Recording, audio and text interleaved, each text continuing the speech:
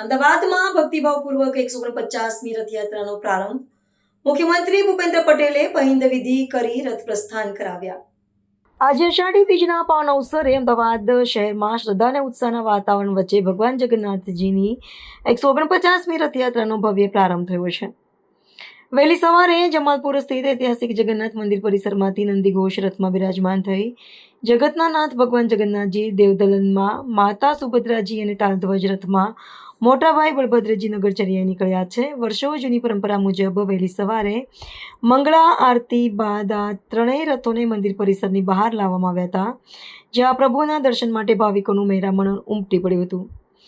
ગુજરાતના મુખ્યમંત્રી ભૂપેન્દ્ર પટેલે રાજ્યની પરંપરાને જાળવી રાખીને સોનાની સાવરણીથી રથનો માર્ગ સાફ કરી ધાર્મિક પહિંદ વિધિ સંપન્ન કરી હતી અને ત્યારબાદ રથયાત્રાને સત્તાવાર રીતે પ્રસ્થાન કરાવ્યું હતું. ઐતિહાસિક ક્ષણને નિહાળવા તથા પ્રભુને આવકારવા માટે શહેરના વિવિધ માર્ગો, પોળો અને મહોલ્લાઓમાં ભક્તો આતુરતાપૂર્વક રાહ જોઈ રહ્યા છે.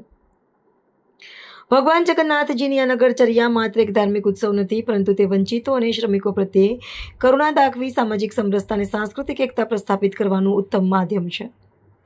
રથયાત્રાની પૂર્વ સંધ્યાએ પણ મુખ્યમંત્રીએ મંદિર ખાતે આયોજિત મહાઆરતીમાં વિશેષ ઉપસ્થિતિ નોંધાવી પ્રભુ સમક્ષ રાજ્યના નાગરિકોની સુખ શાંતિ અને સમૃદ્ધિ માટે મંગળ કામના કરી હતી. તેમણે પોતાના સત્તાવાર સોશિયલ મીડિયા પ્લેટફોર્મ પરથી રાજ્યના સૌ નાગરિકોને અષાઢી બીજની શુભેચ્છાઓ પાઠવી હતી.